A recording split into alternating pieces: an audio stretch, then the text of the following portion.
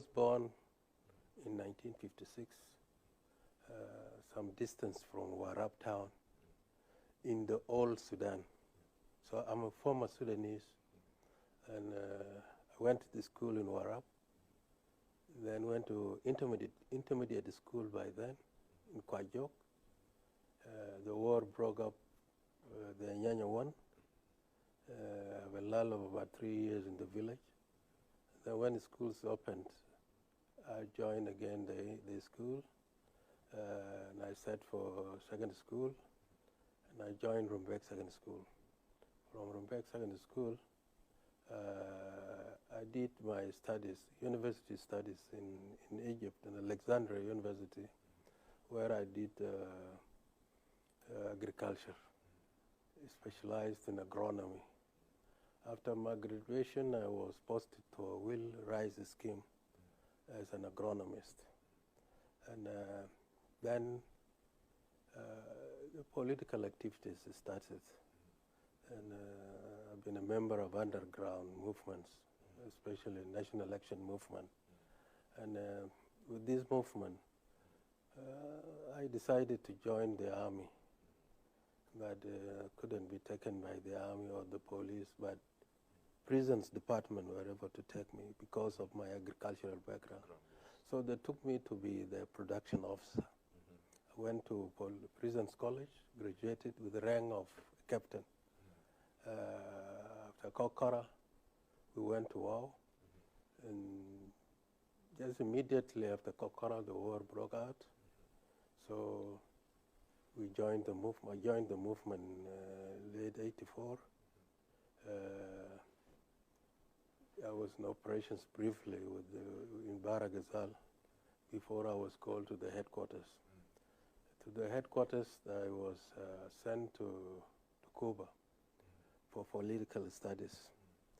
I came back, was deployed to Exit 6 in the Upper Nile. Later on, I was recalled again for military training, and from there went back again to operations in Upper Nile until Nasser fell, and I was again transferred to Konana campaign in Rumbek. From Konana, actually, I was transferred to Baragzal Zonal Command, where I became a commander in Gogrial for about 4 years. Then I was called to headquarters, and I went to Israel for training. Came back, transferred to the headquarters of the chief of staff. Commander-in-chief, Dr. John by then. General, thank you so much for giving us an overview of your background. Can you take us through your journey as an author? What do you think inspired you to write a book about South Sudan history, and why did you choose to focus on the last 150 years? I didn't write this book here. I started it in the bush because by training, I was trained as a political commissar. Right. A political commissar in the movement was responsible for moral orientation of troops and the liberators. We were in charge of ideology. We were the ones actually interpreting the manifesto to new arrivals. Right. So for you to be able to do this, you must have historical knowledge. Right. So one of the reasons that led to this book, these are my notes when I used to train my soldiers. Right. And the purpose for starting this book was, as I told you before, it was orientation. Yeah. The other reason was historical knowledge is very important for a liberator. People must know why they are fighting. Right. People came to the movement with different motives. There were people, let us say, from war. They thought they were going to get guns to come and fight with Morley. You have people from Awil and Gogrial. They were going to collect guns to come and fight with Marahil. And to go and find that we were not in the bush to go and fight tribal wars. So for you to change the minds of these people, you have to give them reorientation. And the best way to orient them is to train them that the people you think are enemies are not your enemies. Because when we went to the bush, we identified who are our enemies and who are our friends. Right. So political work was the most important thing in our movement, to orient people such that to know why they are fighting and why they are sacrificing themselves, because the cause was worth dying for. So the notes that I was writing by then, and when I was shot, I went to Nairobi for training. I did a lot of research in the archives of Kenya, and also the book was also a collection of conversations with the leadership, especially with Dr. John. I've been in his headquarters, and some other historical figures like those of Lualding helped in us coming up with this.